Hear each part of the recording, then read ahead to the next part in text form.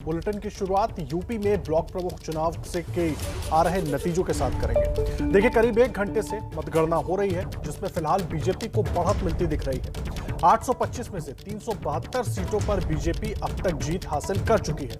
हालांकि पार्टी के खाते में अभी तक 32 सीटें आई हैं, जबकि समाजवादी पार्टी के खाते में 32 सीटें आई हैं, जबकि कांग्रेस खाता भी नहीं खोल पाई है। वहीं अन्य के खाते में 29 सीटें आई हैं। ये बड़ी जानकारी इस वक्त हम आपको दे रहे हैं। उत्तर प्रदेश में 825 सीटों पर ब्लॉक के चुनाव हो रहे थे। हालांकि 349 सीटों पर निर्विरोध चुन लिया गया था ब्लॉक प्रमुखों को। बाकी सीटों के लिए चुनाव हो रहे थे और जब कुल नतीजे जो है उसमें 372 सीटों पर बीजेपी अब तक जीत हासिल कर चुकी है। समाजवादी पार्टी के खाते में अभी तक 32 सीटें आई हैं, जबकि कांग्रेस खाता भी नहीं खोल पाई है। वहीं अन्य के खाते में 29 सीटें आई हैं और गिनती अभी लगातार जारी है।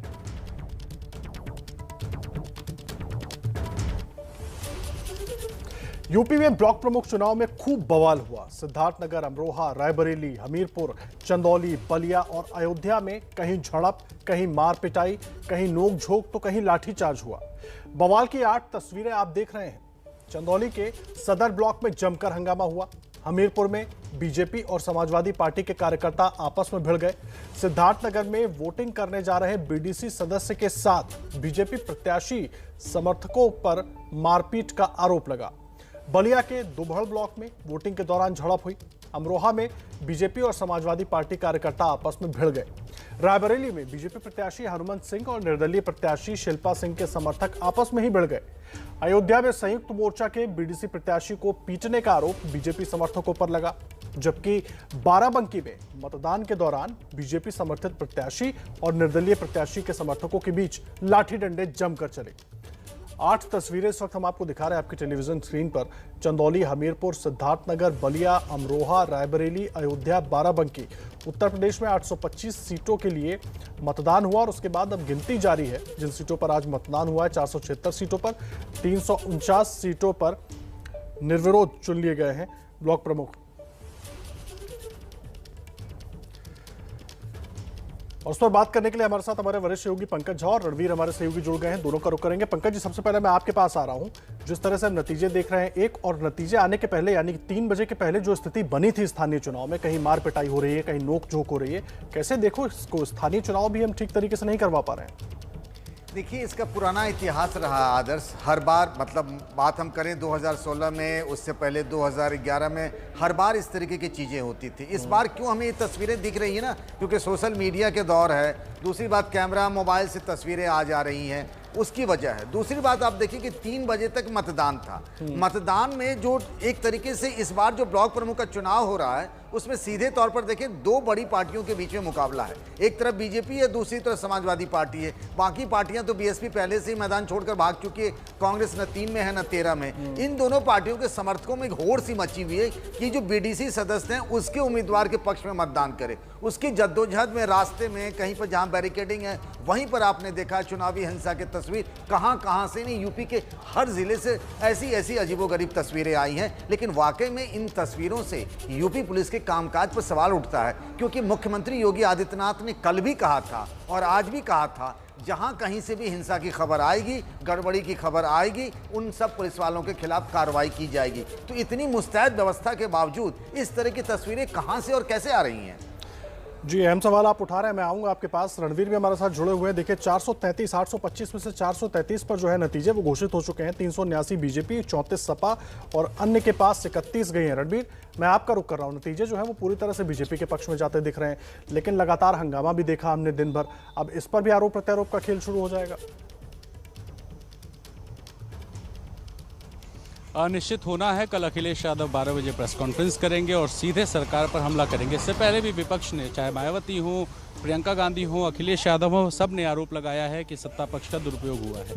और इन चुनावों का, जो जिला पंचायत के और ब्लॉक प्रमुखों के चुनाव होते हैं, अगर इन चुनावों का इतिहास आप देखेंगे तो इन चुनावों में हमेशा से सत्ता पक्ष हावी रहा है। जब 2007 से 12 की बसपा सरकार थी, तब बसपा के जिला पंचायत के सबसे ज़्यादा सदस्य जीते थे और ब्लॉक में भी बसपा की स्थिति बहुत अच्छी थी। समाजवादी शासन में भी यही हुआ और भारतीय जनता पार्टी के शासन में भी इस बार यही हो रहा है। तस्वीरें जो हैं वो तस्वीरें, जैसे पंकज जी ने कहा कि सोशल मीडिया का दौर है, ज़्यादा आ रही हैं, तो तो तस्वीरें ज़्यादा आ रही हैं और ये हैरान इसलिए करती हैं कि समय बदल रहा है लेकिन हालात नहीं बदल रहे हैं। लोकतंत्र की ये तस्वीरें हैं। मैं लखनऊ में मौजूद हूँ, ये बख्शी का तालाब है और आप देखिए यहाँ पे जो गुलाल खेले गए हैं, ये थोड़ी देर पहले की तस्वीरें हैं जब प्रत्याशी जीता। लेकिन यहाँ प्रशासन मुस्तैद था, इस वजह से किसी तरह की हिंसा झड़प नहीं हुई। लेकिन जब हम बात करते हैं लखनऊ से बाहर के छोटे शहरों की, अयोध्या हो, फिरोज़ाबाद हो, अमरोहा हो, तमाम सारे ऐसे शहर हैं, इन शहरों में हिंसा हुई।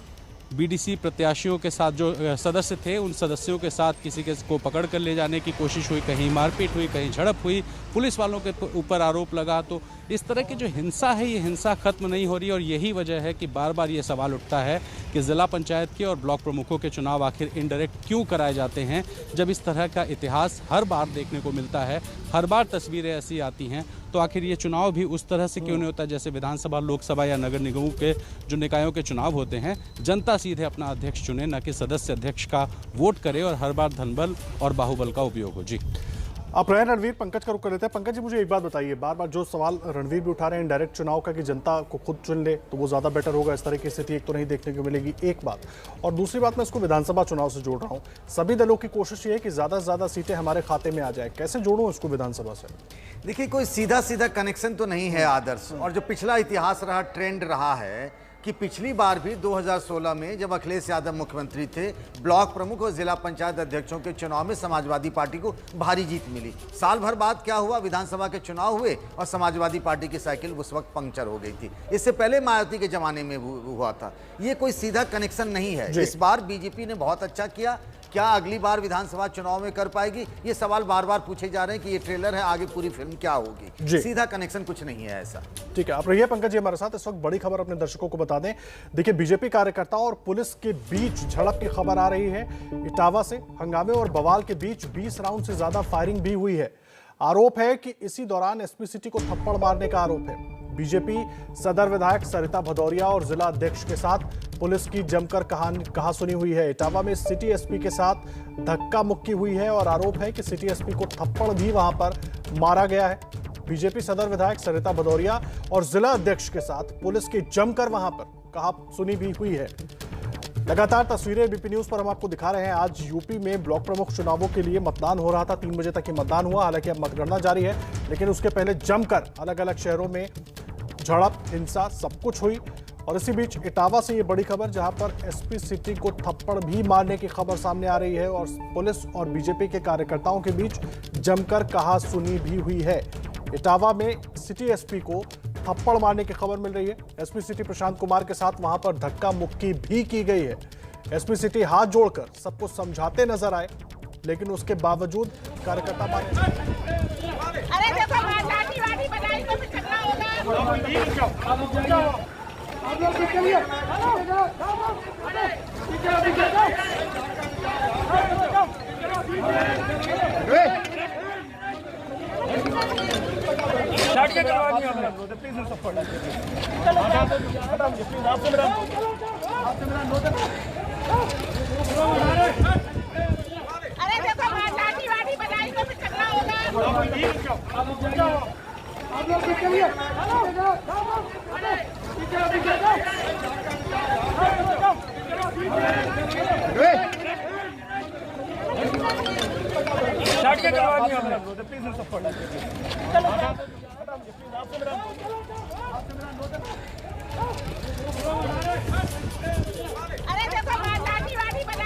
इटावा की तस्वीरें आप देख रहे हैं, जहां पर सिटी एसपी प्रशांत कुमार हाथ जोड़कर नेताओं को समझाते हुए नजर आए। और तस्वीरें आप दिखा रहे हैं, हम आपको 2 तस्वीरें, एक तरफ समझाते हुए नजर आ रहे हैं और नेताओं से अपील कर रहे हैं कि अपने लोगों को समझाएं। दूसरी तरफ भीड़ को संभालने के लिए आंसू गैस के गोले भी दागे गए, क्योंकि भीड़ इकट्ठा हो गई। सिटी एसपी को भी घेर लिया, थप्पड़ मारने की भी खबर मिल रही है और उसके बाद धक्का मुक्की भी हुई उनसे। और किसी तरह हालात को संभाला जाए, इसके लिए सिटी एसपी प्रशांत कुमार मौजूद स्थानीय नेताओं के आगे हाथ जोड़ते हुए भी नजर आए कि स्थिति को संभाला जाए। उनके कहने के बाद कुछ नेता आगे भी बढ़े, लेकिन भीड़ अपनी जगह पर जस की तस बनी रही। भीड़ को रोकने के लिए, तितर बितर करने के लिए आंसू गैस के गोले भी छोड़े गए। ये इटावा की तस्वीर आप देख रहे हैं, जहां पर सिटी एसपी प्रशांत कुमार के साथ धक्का मुक्की और उनको थप्पड़ मारने की भी खबर आई है। लगातार प्रशासन के लिए चुनौती थी कि किसी तरह की हिंसा ना हो और चुनाव शांतिपूर्ण तरीके से हो जाए, लेकिन उसके बाद सभी दलों के कार्यकर्ता आपस में भिड़ते अलग अलग शहरों में नजर आए और पंकज झा हमारे वरिष्ठ सहयोगी लगातार जुड़े हुए हमारे साथ। पंकज जी, ये इटावा की तस्वीरें बहुत चौंकाने वाली हैं। धनबल की बात जो आप कर रहे थे और सत्ता की जो आप बात कर रहे थे, ये तस्वीरें कुछ उसी की गवाही देती हुई नजर आ रही हैं। देखिए आदर्श, हम सब जानते हैं इटावा यूपी में अगर जाना जाता है तो अखिलेश यादव के गृह जिला होने की वजह से, मुलायम सिंह यादव के घर होने की वजह से। ये जो वीडियो दिख रहा था ना, उसमें अगर आप देखेंगे, इसको सुनेंगे ना, तो जहां पर हाथ जोड़ते वो एसपी सिटी है प्रशांत कुमार और बीजेपी के विधायक है सरिता भदौरिया, उनसे वो कह रहे हैं कि इस भीड़ को, जो सामने खड़ी है दूर में आपको दिख रहा होगा, भीड़ को यहाँ से अपने समर्थकों को ले जाइए। इस बीच में वो ये भी कह रहे हैं, आरोप लगा रहे हैं कि मुझे थप्पड़ मारा गया है। फिर विधायक ने कहा कि नहीं ऐसा नहीं बनो, कि नहीं मुझे खुद थप्पड़ मारा है। तो अगर ये बात सिटी एसपी कह रहे हैं तो आप समझ सकते हैं वहां पे हालात किस तरीके के होंगे। और इसीलिए चिंता बढ़ जाती है पंकज जी, क्योंकि अगर ऐसी स्थिति हो जा रही है तो जो चुनाव हो रहे हैं अलग अलग जगहों पे, जो हम देख रहे हैं मामले, अब तो हालांकि चलिए मतगणना शुरू हो गई है, लेकिन इसका मतलब सब कुछ भगवान भरोसे ही हुआ एक तरीके से, क्योंकि भीड़ इकट्ठा हो जाएगी, पुलिस की बात सुनेगी नहीं। देखिए जिस तरीके से कुछ चीजें हुई है, जैसे एक कहानी आई कि शव यात्रा में उसका बेटा जा रहा था, उसको अगवा कर लिया गया। फिर ये आप तस्वीर देखिए इटावा की। तो जो योगी आदित्यनाथ बार बार मुख्यमंत्री कहते रहे पुलिस अधिकारियों को कि कहीं भी किसी तरीके की इस तरह की गड़बड़ी नहीं होनी चाहिए। कुछ देर पहले उनका ये आदेश आया कि जो लोग उम्मीदवार थे ब्लॉक प्रमुख के, जो जीते या जो हार गए, उनको आप सकुशल उनके घर ले जाइए। वहां तक की बात हो रही थी, लेकिन तस्वीरों में हमें ऐसा दिख नहीं रहा है। तो कहीं न कहीं कोर कसर तो रह गई, चूक हो गई है। और कहीं कहीं तो साफ दिख रहा है कि बीजेपी के कार्यकर्ता जो हैं वो कुछ अधिक उत्साह में हैं, उन्होंने खुद कानून हाथ में लेने की कोशिश की, ऐसा तो इन तस्वीरों में दिख रहा है। जी आप रहिए पंकज जी, एक बार फिर से सुनवा भी देते हैं अपने दर्शकों को कि वहां पर जब एसपी सिटी उन नेताओं के पास पहुंचे तो क्या कुछ हुआ। अरे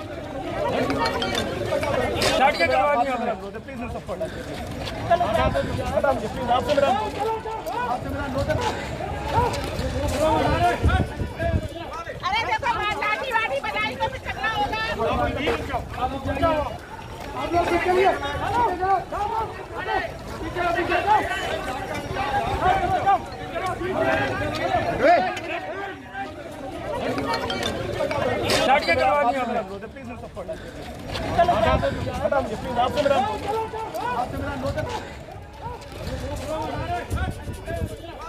तो तस्वीरें इटावा की अपने दर्शकों को हम दिखा रहे हैं।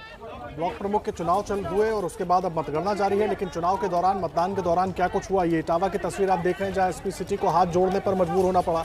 पंकज झा भी हमारे साथ जुड़े हुए हैं, रणवीर भी जुड़े हुए हैं। रणवीर, ताज़ा अपडेट क्या मिल रहा है, एक तो मतगणना को लेकर भी और उसके अलावा बाकी इलाकों में जहां पर हम 3 बजे के पहले कई जगहों पर हिंसा देखी थी, अब शांति है? देखिए मतगणना का काम लगभग पूरा हो चुका है। कुछ जगहों पर काउंटिंग चल रही है, क्योंकि वोट्स बहुत सीमित होते हैं, कहीं 60, कहीं 70, कहीं 100 और ज़्यादा 100, 120 से ज़्यादा कहीं वोट्स नहीं होते हैं। तो लगभग काम पूरा हो रहा है और थोड़ी देर में जो है फाइनल फिगर्स भी आ जाएंगे। लेकिन इस बीच में जो सबसे हैरान करने वाली तस्वीर है वो यही है कि जगह जगह से हिंसा की बात आई, लेकिन जब पुलिस पर ही थप्पड़ मारने का आरोप लगे, एसपी सिटी कहें कि मेरे ऊपर हमला किया गया, मेरे ऊपर बदसलूकी की गई, तो जाहिर है कि सवाल उठेगा कि आखिर ये नेता किसके दम पर इस तरह की हिंसा कर रहे हैं, किसके दम पर ये जो लोकतंत्र के नाम पर मजाक किया जा रहा है, मारपीट की जा रही है, जो सदस्य हैं उनका अपहरण किया जा रहा है। तो सवाल उठेगा। और ये चुनाव जो है, इसको सेमीफाइनल कहना विधानसभा का ठीक नहीं है, क्योंकि विधानसभा चुनाव से कोई बहुत मतलब नहीं होता है, बहुत छोटे स्तर का चुनाव होता है। लेकिन इसमें धनबल बाहुबल जिस तरीके से इस्तेमाल होता है, ये अपने प्रभाव को बढ़ाने का और अपनी राजनीति को चमकाने का चुनाव है। और ये जो बाहुबल है, ये जीतने वाला प्रत्याशी दिखाने के लिए सारा कुछ करता है। तो बहुत सारे जगहों पर, सिद्धार्थनगर में माता प्रसाद पांडे के साथ जो कुछ हुआ वो सबने देखा। कई बीजेपी नेता का आरोप लगा रहे हैं कि उनके साथ भी प्रशासन गलत कर रहा है, उनको वोट नहीं देने दे रहा है। तो सत्ता पक्ष के लोग भी प्रशासन पर आरोप लगा रहे हैं और विपक्ष तो लगा ही रहा है। तो बड़ा सवाल है कि आखिर इस चुनाव, जो ये जिला पंचायत के ब्लॉक प्रमुखों के चुनाव होते हैं, इनमें जी रणवीर, आपको मैं रोक रहा हूं इस वक्त और सीधा अपने दर्शकों को लेकर चलते हैं। राज्यवर्धन सिंह राठौड़ इस वक्त प्रेस कॉन्फ्रेंस कर रहे हैं। 30% बढ़ गई। पिछले 30 दिन में ही 550 केसेस आए। पिछले 30 दिन के अंदर 550 केस। एक भूखी महिला जो खाना मांग रही हो, उसके साथ में लॉकडाउन में रेप होता है। जयपुर में छत पे कपड़े सुखाने गई एक लड़की को उठा के ले जाते हैं। आप राजस्थान आए तो बस स्टैंड पे खड़े मत होइएगा अकेले, क्योंकि अलवर में उठा के ले गए। अपनी गाय को चराने के लिए कोई जाती है तो उसको उठा के ले जाते हैं। ये गैंग रेप्स हैं सारे। तो राजस्थान के लिए कानून अलग है क्या? और जब सवाल करने नौजवान जाते हैं तो उनको इस तरह से पीटा जाता है।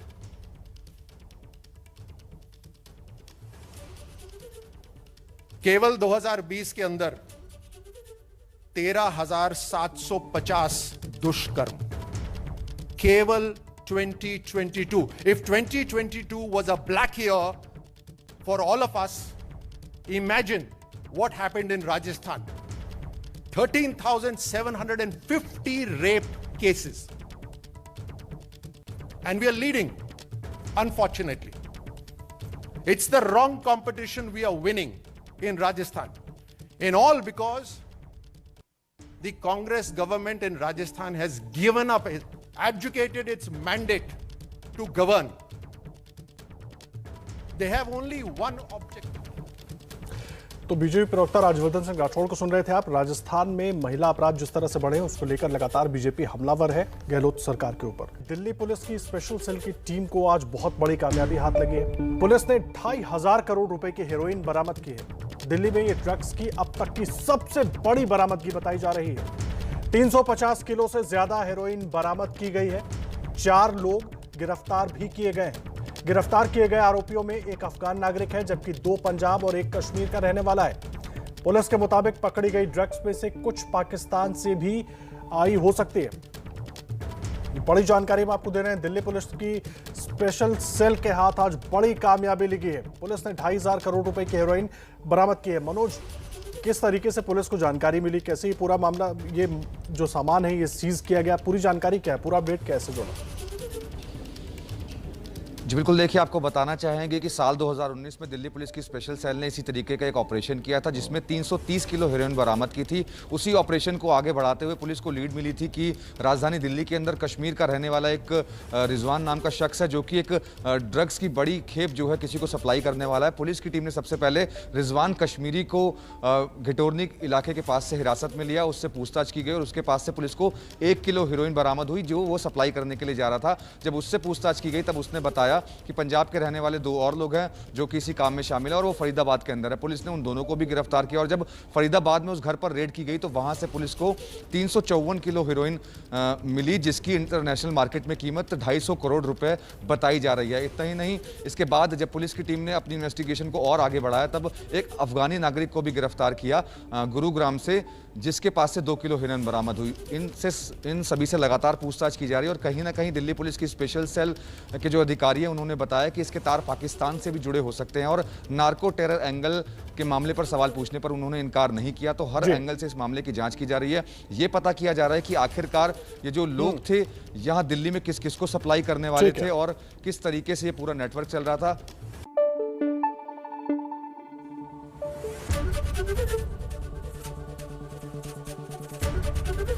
एबीपी न्यूज आपको रखे आगे।